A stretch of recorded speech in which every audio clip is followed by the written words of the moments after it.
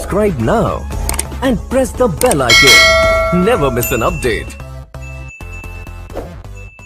আমরা বলি ভবিষ্যতের বক্তা বলি না, ভবিষ্যতের বক্তা বলি আমরা, অতীতকালে বক্তা বলি কেন?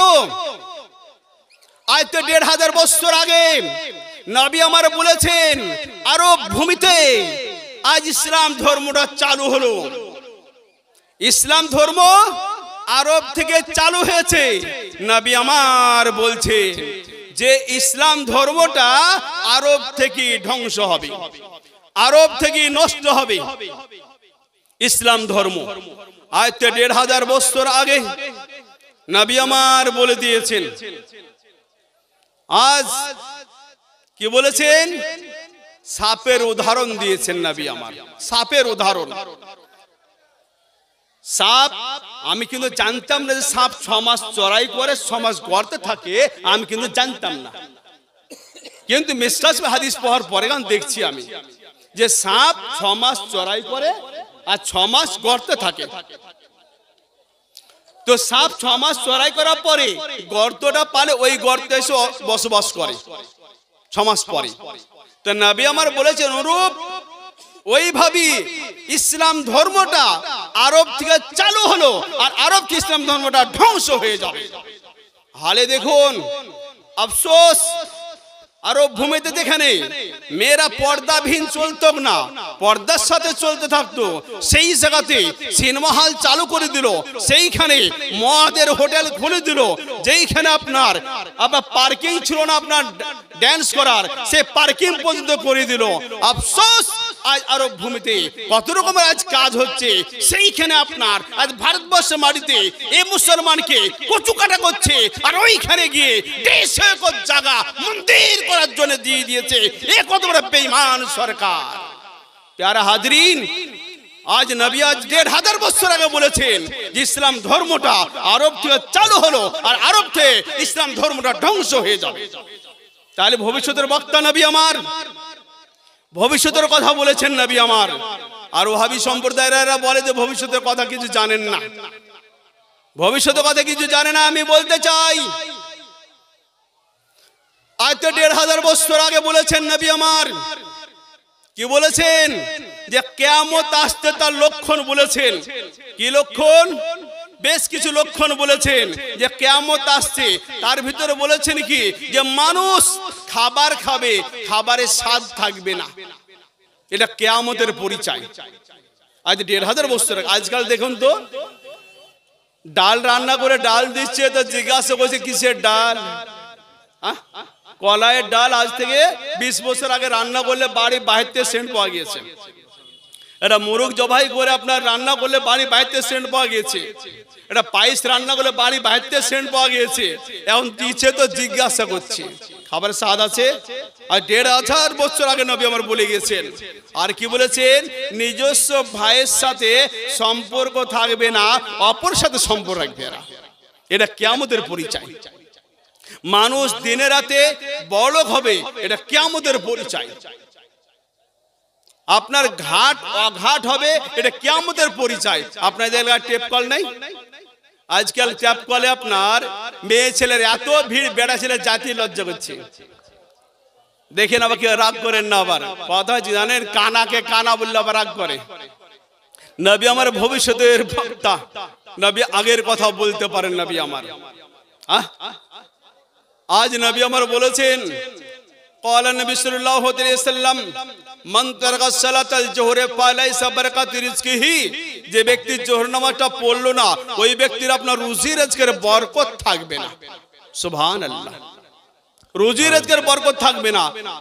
আমাকে বলছে হুজুর আমি ইনকাম করি, অনেক হাতে পয়সা থাকে না, বল নামাজটা পড়েন, বল ওটাই করা হয় না। বল এটি হচ্ছে কারণ। নবী আমার যেটা বলেছে সেটা কোনো মিথ্যা হবে না। নবী আমার বলেছেন ক্বালা নবী সাল্লাল্লাহু আলাইহি ওয়াসাল্লাম মান তারাকা সালাতাল জোহরে ফালাইসা বারাকাতু রিজকিহি, যে ব্যক্তি জোহর নামাজটা পড়লো না ওই ব্যক্তির রুজি রোজগারের বরকত থাকবে না। আসর সময় নবী আমার বলেছেন যে ব্যক্তি আসরের নামাজ সজ্ঞানে সুস্থ অবস্থায় বসে থেকে আসর নামাজ ছেড়ে দিল, ওই ব্যক্তি জানিলে ওর বাড়ি ঘর ধন সম্পদ বরবাদ ধ্বংস হয়ে গেল। মাগরিব সম্পর্কে নবী আমার বলেছেন ক্বালা নবী সাল্লাল্লাহু আলাইহি ওয়াসাল্লাম মান তারাকা সালাতাল মাগরিবে ফালাইসা বারাকাত আওলাদিহি, যে ব্যক্তি মাগরিব নামাজটা পড়লো না ওই ব্যক্তি ছেলে পিলের পড়তে কোনো বরকত থাকবে না। তার মানে কি কম হবে সন্তান? না, উপকার পাবে না। খালি হাদিসে কোরআন পড়লে হবে না, এই বরকতের মতলব এখানে কম নয়, উপকার পাবে না। উপকারের কথা এসছে এখানে। কেমন? বাপে বলছে বেটা একটা ডিএসএলআর নিয়ে এসে দাও তো, বলে আমার বন্ধু ডাকছে যাওয়ার সময় নাই। মায়ে বলছে একটু লবণ নিয়ে এসে দাও তো বেটা, বলে আমার ক্রিকেট খেলতে যাবো আমার সময় নাই। কথার বাগে নাই। কেন? নবী আজ থেকে ১৫০০ বছর আগে বলেছেন ক্বালা নবী সাল্লাল্লাহু আলাইহি ওয়াসাল্লাম মান তারাকা সালাতাল মাগরিবে ফালাইসা বারাকাত আওলাদিহি, যে ব্যক্তি মাগরিব নামাজটা পড়লো না ওই ব্যক্তির আপনার ছেলে পিলের প্রতি কোনো উপকার পাবে না। এশার আমরা নামাজ পড়লাম, এশার নামাজ সম্পর্কে নবী আমার কি বলেছেন? ক্বালা নবী সাল্লাল্লাহু আলাইহি ওয়াসাল্লাম মান তারাকা সালাতাল ইশাই ফালাইসা রাহাতুন নাওম, যে ব্যক্তি এশার নামাজটা পড়লো না ওই ব্যক্তির আপনার ঘুমানোতে গিয়ে আপনার শান্তি আসবে না। বলে সুবহানাল্লাহ। তাহলে পরে এশার নামাজ কত গুরুত্বপূর্ণ জিনিস, এর টাইমটা ব্যাপারও নবী আমার ১৫০০ বছর আগে বলে দিয়েছেন। এরা বলছে অতীতকালের কথা, ভবিষ্যতের কথা এরা বলতে পারে না। নবীর প্রতি দুরূদ শরীফটা ইশক ও মুহাব্বতের সাথে পাঠ করবেন, কারণ আল্লাহ তাআলা নামাজের জন্য বলেছেন, নিজে নামাজ পড়েন না। আল্লাহ তাআলা রোজার জন্য বলেছেন, আল্লাহ তাআলা নিজে রোজা রাখেন না। আল্লাহ তাআলা হজের জন্য বলেছেন, নিজে হজ করেন না। আল্লাহ তাআলা যাকাতের জন্য বলেছেন, যাকাতটা দেন না। কোনো কাজই করেন না, কোনো আমলই করেন না, ওনার জন্য আপনার কোনো ব্যাপারই নেই। কিন্তু নবীকে আমার এত ভালোবাসেন আল্লাহ তাআলা যে নিজে দুরূদ শরীফ পাঠ করেন, ফেরেশতারাও দুরূদ শরীফ পাঠ করেন। সুবহানাল্লাহ, সুবহানাল্লাহ। 22 পারা 2 রুকু সূরা আহজাবের ভিতরে আল্লাহ তাআলা বলেছেন ইন্নাল্লাহা মালাইকাতাহু ইউসাল্লুনা আলান নবী ইয়া আইয়ুহাল্লাযীনা আমানু সাল্লু আলাইহি ওয়া সাল্লিমু তাসলিমা। তার মানে নিশ্চয় আল্লাহর ফেরেশতাগণ নবীর প্রতি দুরূদ শরীফ পাঠ করেন। ইয়া আইয়ুহাল্লাযীনা আমানু, তার মানে হে ঈমানদারগণ। তো আল্লাহ তাআলা এত ভালোবাসেন যে নিজে দুরূদ শরীফ পড়ছেন, আর ওটাই সমাপ্তি নয়, বুঝি ঈমানদারদেরকে বলছেন ইয়ালযীনা আমানু, হে ঈমানদারগণ। সাল্লু মানে দুরূদ, আর সাল্লিমু তাসলিমা মানে সালাম। বলে হে ঈমানদারগণ তোমরা বেশি বেশি করে দুরূদ ও সালাম পাঠ করে, কাদেরকে বললেন? ঈমানদারকে বললেন। যারা ঈমানদার তারা দুরূদ ও সালাম পাঠ করবে, আর যারা ঈমানদার না তাদের জন্য হুকুমই নাই। তো যারা ঈমানদার তারা দুরূদ সালাম পাঠ করবে। তাহলে আমরা তো ঈমানদার এখানে বসে আছি, কানাকে কানা বললে রাগ করে, তাই না? কানা এর এক ল্যাংড়া, বুঝলেন? দুজনায় বেড়াতে বেড়াতে নামাজের টাইম হয়েছে, তা আপনার ল্যাংড়া আপনার ইমামতি করছে আর কানা পিছনে আছে, তো সূরা পাঠ করছে ওয়া কানা মিনাল কাফিরিন। ল্যাংড়া সূরা পাঠ করছে, তো কানা বলছে বেড়াতে বেড়াতে কিছুই বললো না, নামাজ পড়তে আসলাম তো কাফের করে দিল। ওখানে মিনাল কাফিরিন রেগে খাপাও, ও আর সহ্য না করতে পারে, কি বলছে জানেন?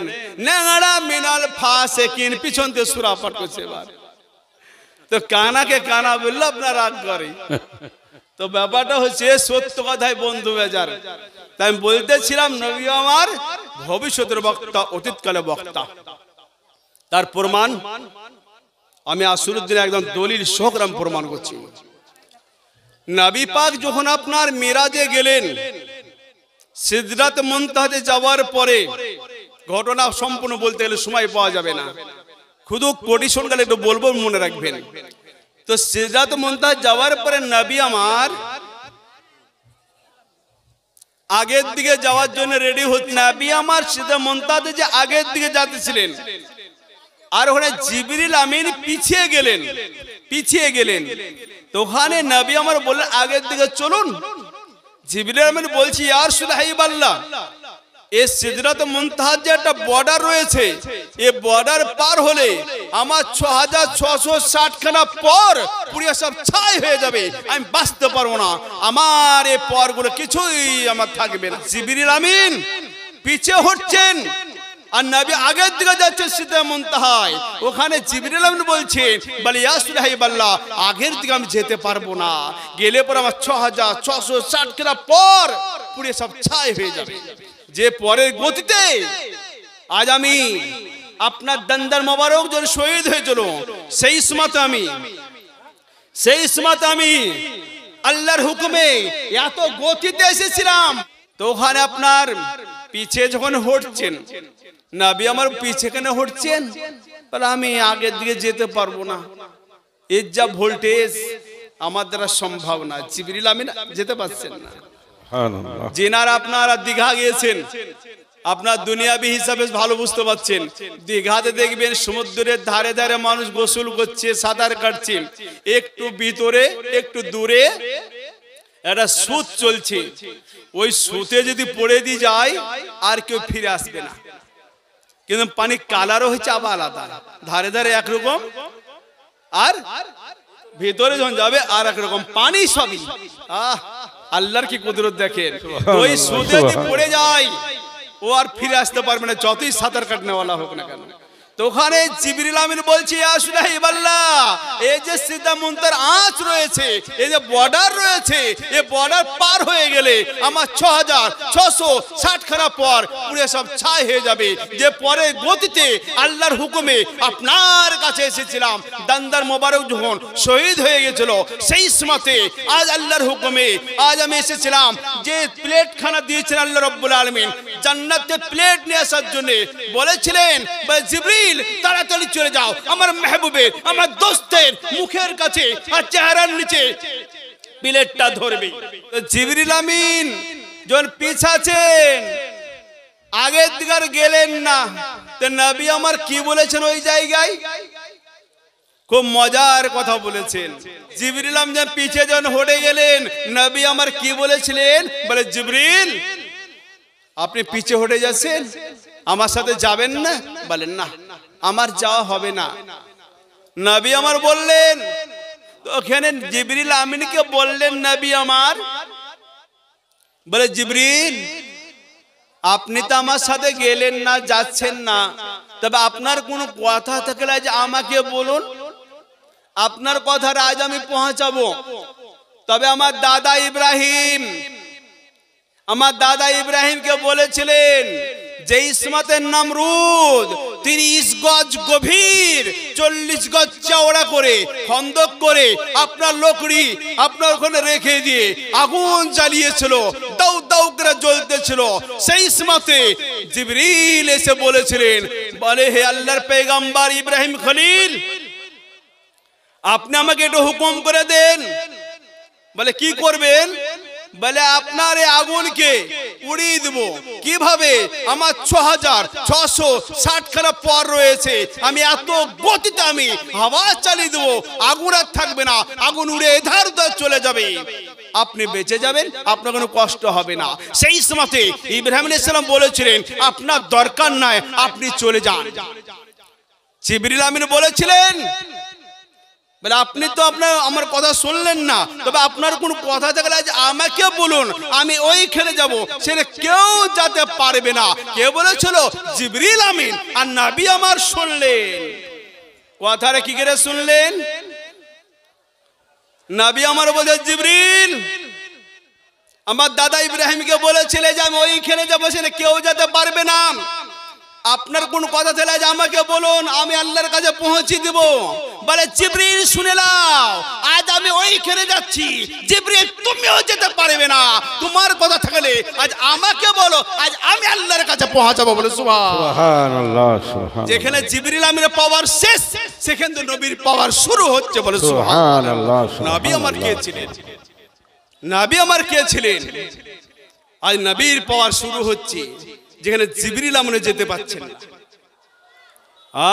তাহলে ইব্রাহিম আলাইহিস সালামের কয়েকশো বছর পরে নবী আমার এসেছেন, আসেননি? কয়েকশো বছর পর। তো নবী আমার হযরত ইব্রাহিম আলাইহিস সালামের কয়েকশো বছর পরে এসেছেন, তাই না? তাহলে ওখানে ঘটনাটা হয়েছে নবী আমার কি করে জানলেন? বলেন, উত্তর দেন এবার। খালি হাদিস কোরআন পড়ে গেলে হবে না, আমাকে ওইভাবে আপনার একটা জায়গাতে ওহাবিরা আমাকে ঘিরেছে, ঘেরা পরে বলছে আপনি তো পীরপন্থী মানুষ, আপনি পীর মানে? বলে হ্যাঁ পীর মানি, আমি পীর মানি। পীর যে মানে না সে গুমরাহ। তা আমার সাথে বিশাল ভরে ঝগড়া লেগে দিল। পিয়ারুল ইসলাম সাহেব 500 টাকা নারে তাকবীর, নারে রিসালাত। প্যারা হাজরিন, তো কথা হচ্ছে নবী আমার কেমন, এই হাদিসে কোরআন কিছু মানে করতে গিয়ে কিছু মানুষ বেঈমান হয়ে গেছে।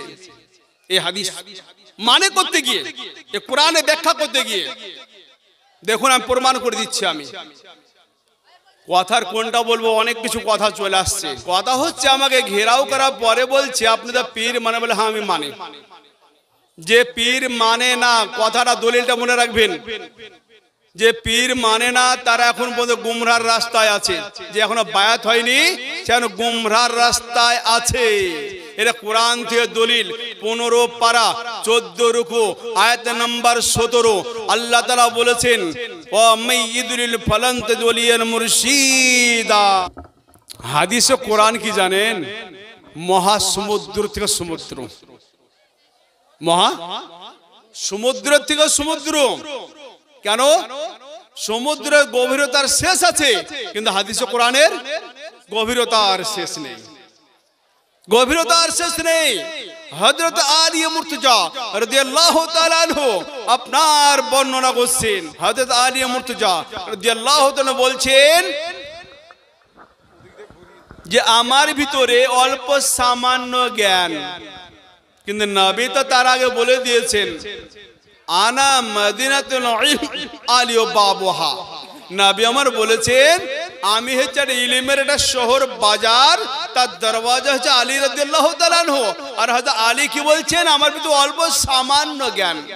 যে আপনার হযরত আলী রাদিয়াল্লাহু তাআলা বলছেন যে আমার ভিতরে অল্প সামান্য জ্ঞান, কতটুক উদাহরণ দিচ্ছেন।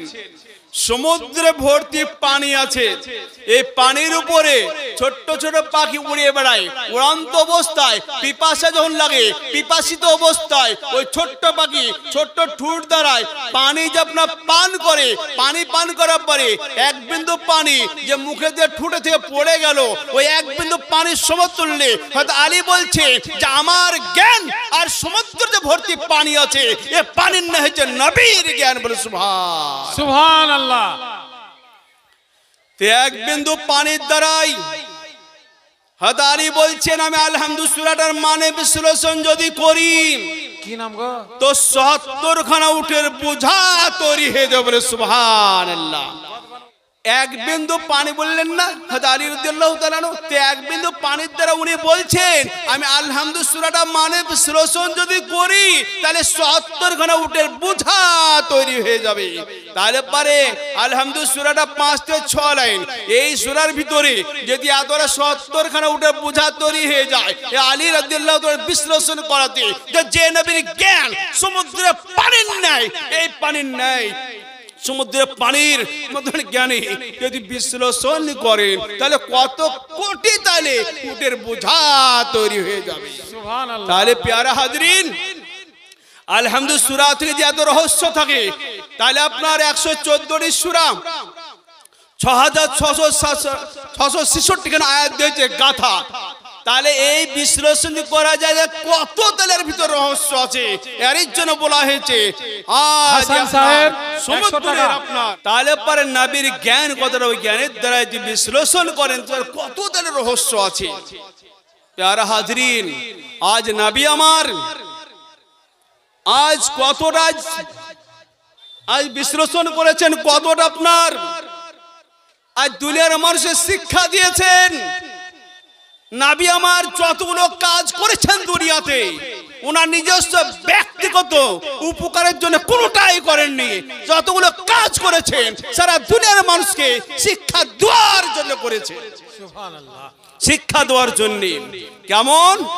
নবী আমার 40 বছরের মেয়েকে যে বিবাহ করেছেন নবী আমার, এটা আপনার জায়েজ করার জন্য, আইনটা পাস করার জন্য নবী আমার 40 বছরের মেয়েকে বিবাহ করে আইনটা পাস করে গেছে। তারপরে 7 বছরের মেয়ে হযরতে মায়েশাকে বিবাহ করলেন, করার পরে সারা দুনিয়ার মানুষকে আইনটা পাস করে গেলেন। এটা নবী আমার ভবিষ্যতের বক্তা। নবী আমার জানেন এমন একটা টাইম আসবে, সেই টাইমে 18 বছর না হলে বিবাহ হতে দিবে না। তাই আগেই আইনটা পাস করে গেছেন যে 7 বছর মেয়েকে বিবাহ করা জায়েজ আছে, 40 বছর মেয়েকে বিবাহ করা জায়েজ আছে। নবী আমার আগে আইনটা পাস করে গিয়েছেন। প্যারা হাজির, নবী আমার যতগুলো কাজ করে গেছেন, নবী আমার সারা দুনিয়ার মানুষের শিক্ষা দেওয়ার জন্য করে গেছেন, কোনোটাই নিজের জন্য করেন নাই। আজ সেই নবীর আজ মাহফিল, নবী আমার বলেছেন যেখানে আল্লাহ রসুলের জিকির আজকার হয়, সেই জায়গাতে আল্লাহর রহমতের ফেরেশতা আসা যা করতে থাকেন, আর তাদের নামগণকে লিখিয়ে আল্লাহ দরবারে পৌঁছে দেন। বলে সুবহানাল্লাহ। আর কি বলেছেন? যে নফল ইবাদত করার সমতুল্য হচ্ছে নেকি পাইছি। আপনার বাড়িতে বসে বসে নফল ইবাদত করে যতটা সওয়াব পাবে, অতটা সওয়াব এই মাহফিলে বসে থাকলে পাবে আপনার। প্যারা হাজির, মাহফিলটা কোন মাহফিল? যে মাহফিলে নবী আমার হাজির আছে, যে মাহফিলে আপনার আজ আল্লাহর রহমতের ফেরেশতা আসা করতে আছেন। আমি বলতেছিলাম যে হাদিস ও কোরআনের মানে করতে গিয়ে কিছু মানুষ পথভ্রষ্ট হয়ে গেছে। কোন আয়াতটা? আশরাফ আলী থানভী ইন্না ফাতাহান লাকা মুবিনা, এই আয়াতের মানে করেছে যে হে নবী, মক্কাটাকে আমি এই জন্য জয় করে দিলাম আপনার আগেকার পিছাকার গুনাহ মাফ হয়ে যাক। নাউজুবিল্লাহ মিন জালিক। আজ মানেটা সঠিক করেনি, ভুল মানে। এখানে বলছেন নবী, হে নবী, আপনাকে মক্কার এই জন্য জয় করে দিলাম যে আপনার আগেকার পিছাকার গুনাহ মাফ হয়ে যাক। নবী আমার কোন গুনাহ করেছেন যে আগেকার পিছাকার গুনাহ মাফ? আজ এ মানেটা করছে হে নবী, আপনার আগেকার পিছাকার গুনাহ মাফ হয়ে যাক। মানেটা ঠিক করেছে না, কারণ নবী আমার গুনাহগার নন। কোন পয়গম্বরকে কেউ যদি গুনাহগার যদি বলে, সে পয়গম্বর নয়। আর যে পয়গম্বর হবেন যিনারা, তিনাদের কোনো গুনাহই নাই। কথা হচ্ছে মানে হবে এই, আমাদের হুজুর আলা হযরত আজমিন বরকত মুজদ্দিন ও মিল্লাত ফাজিল বের রহমাতুল্লাহ আলাই, যিনি আপনার কিছু আপনার বাল্যকালে, যিনি আপনার 4 বছর বয়সে যিনি আরবি ভাষায় কথা বলেছেন, যিনি 6 বছর বয়সে বক্তব্য রেখেছেন, যিনি 11 বছর বয়সে মৌলবি লাইন আপনার কমপ্লিট করেছেন, মৌলবি ডিগ্রি আপনার 12 বছর পরে আপনার ফতোয়া নবীশি করেছেন। বলে সুবহানাল্লাহ। তো হুজুর আলা হযরত যিনি কিছু কমবেশ 1400 খানা কিতাবের লেখক, উনি বলছেন ইন্না ফাতাহান লাকা মুবিনা, হে নবী, আপনাকে মক্কাটা এই জন্য জয় করে দিলাম যে আপনার উম্মতের আগেকার পিছাকার গুনাহ মাফ হয়ে যাবে। বলে সুবহানাল্লাহ। সুবহানাল্লাহ। আপনার নয়, আপনার উম্মতের গুনাহ মাফ হয়ে যাবে। মানেটা কেমন? কোরআনে মানে করতে গেলে ওইটা ওইভাবে নাই, একটা জোশ, ইমানি জোশ থাকার দরকার। আর একটি যাতে কি বলছেন, উল ইন্নামা আনা বাশারুম মিসলুকুম, এই আয়াতের মানে আর কি উদ্দেশ্যটা সেটাই জানে না। যত ওয়াহাবি সম্প্রদায়ের আলেম আছে তারা বলছে, আল্লাহ তাআলা বলেই দিয়েছেন, হে নবী, আপনি বলে দেন আমি তোমাদের মতন একজন মানুষ, আমার উপর তো ওহী নাযিল হয়, তোমাদের উপর তো ওহী নাযিল হয় না। তোমাদের মাবুদ একজন হচ্ছে মাবুদ, কোরআনের ভাষা। তো কথা হচ্ছে এখানে এই আয়াতের মানে আপনারা দেখুন যে হে নবী, আপনি বলে দেন আমি তোমাদের মতন একজন মানুষ। কথাটা ঠিক, কিন্তু উদ্দেশ্যটা কি সেটা দেখতে হবে। কি নাম?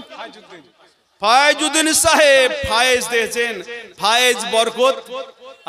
ফায়েজ নামে 500 টাকা দাদা। নারে তাকবীর, আল্লাহু আকবার, নারে রিসালাত, ইয়া मसला রাসূলুল্লাহ। हजरात भाई साहब 500 টাকা দাতা প্যারা হাজরিন কুল ইন্নাম আনা বাশারুম মিসলুকুম হে নবী আপনি বলে দেন আমি তোমাদের মতন একজন মানুষ ঠিক আছে কিন্তু আমাদের মতন বলতে এরকম কি অসাধারণ মানুষ অসাধারণ বলছে নবী আমার মতন মানুষ এই আয়াতটির পিছনে কারণ রয়েছে বিনা কারণে আয়াতটি একটি আয়াত আসেনি এই আয়াতের উদ্দেশ্য হচ্ছে এটাই বলে হে নবী আপনি বলে দেন এখানে আয়াতের মানে বিশ্লেষণটা একটু শুনলেন কুল ইন্নামা আনা বাশারুম মিসলুকুম তাই তো হে নবী আপনি বলে দেন এই আয়াতের উদ্দেশ্যটা দেখতে হবে কি কারণে বলেছেন এই কারণে বলেছেন যে আপনার নবী পাক আমার দুনিয়ার বুকে আসার আগে ঈসা আলাইহিস সালাম এসেছেন ঈসা আলাইহিস সালাম এসে 200 টাকা 7খানি অলৌকিক ঘটনা দেখিয়েছেন কখানা 7খানি কি কি এক হচ্ছে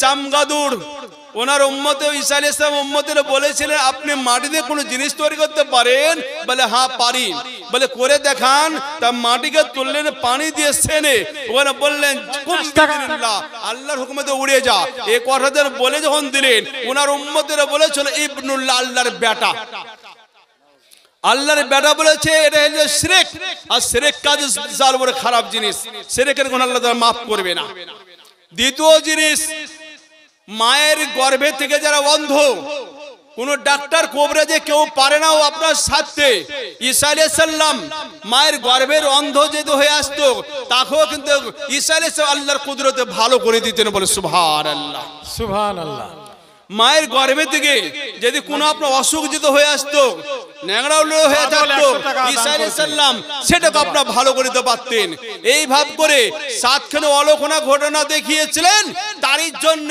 ওনার উম্মতেরা বলেছিলেন ইবনুল্লাহ এটা আল্লাহর বেটা এটা হয়ে গেল শিরক এই শিরককে বাঁচানোর জন্য নবী তো আমার অনেকগুলো অলৌকিক ঘটনা দেখিয়েছেন নবী কেউ জানে ইবনুল্লাহ না বলে দেয় কেমন নবী তোমার চাঁদকে দুই টুকরো করে দিয়েছেন কুল ইন্নামা আনা বাশারুম মিসলুকুম ইউহা ইলাইয়া এখানে বলছেন আল্লাহ তাআলা বলে দিয়েছে হে নবী হে আমার মেহবুব আপনি বলে দেন যে আমাকে অন্য কিছু ভাবিলিও না আমি তোমাদের মতন একজন মানুষ কথা হচ্ছে আপনার নাক মাছি কবে থেকে চালু হলো জালসাতে মেলায় শুনছেন আর কার হুকুমে হয়েছে আল্লাহর হুকুমে কোথা থেকে মা হাজিরাকে যখন বিবাহ করে নিয়ে এসেছিলেন ইব্রাহিম আলাইহিস সালাম তার আগে মা সারাকে নিয়ে এসেছিলেন তো ইসমাইল আলাইহিস সালাম যখন দুনিয়ার বুকে ভূমিষ্ঠ হলেন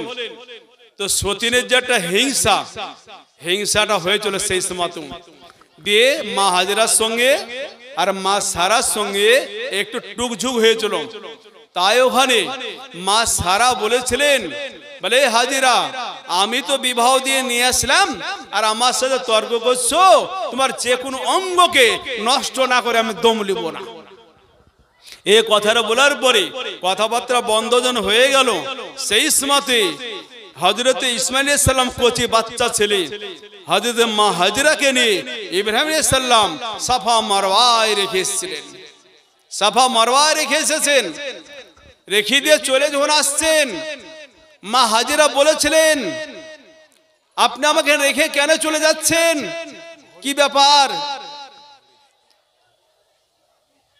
কোনো কথা নাই আবার বলছেন যে আজ এই মরুভূমি জায়গাতে আপনি কেন রেখে যাচ্ছেন কোনো কথা নেই শেষে 3 বার বলার পরে মা হাজিরা বললেন এটা কি আল্লাহর হুকুম ইব্রাহিম আলাইহিস সালাম বলেছিলেন যে হ্যাঁ এটা আল্লাহর হুকুম তোমাকে এখানে থাকতে হবে তো মা হাজিরা বলেছিলেন ইন্নাল্লাহা মা সাবিরিন আল্লাহ তাআলা ধৈর্যধারীর সঙ্গে বলে সুবহানাল্লাহ সুবহানাল্লাহ সবর করবে তার সঙ্গে হচ্ছে আল্লাহ তাআলা যেমনই কথাটা বলা সঙ্গে সঙ্গে চুপ হয়ে গেলেন যে আল্লাহ যেন রাজি আছেন সেখানে আমার কোনো ব্যাপার নেই এই কথা বলার পরে কথা হচ্ছে মায়েদের নাক এবং কান সর্বপ্রথমে আল্লাহর হুকুমে মা হাজিরার কান আল্লাহ ফুটো করেছিলেন। কারণ সাফা মারওয়ার তো ফিরে যখন আসলেন, মা হাজিরা এবং ইসমাইল আলাইহিস সালাম বাড়িতে আছেন, মা হাজিরার সঙ্গে আর মা সারার সঙ্গে কথাবার্তা নেই। কেন? রাগারাগি হয়ে আছে, কসম খেয়ে রেখেছেন মা সারা। আল্লাহ বলছেন, বলে ইব্রাহিম, হে আমার দোস্ত, হে আমার খলিল, এদের দুজনের ভিতরে কথাবার্তা নাই কেন? কারণটা কি? ইব্রাহিম আলাইহিস সালাম বললেন, বলে হে আল্লাহ, এ সারা কসম খেয়েছে এ হাজেরার যে কোনো অঙ্গকে নষ্ট না করে দম নেবে না। কি করা যায়? Subscribe now and press the bell icon. Never miss an update.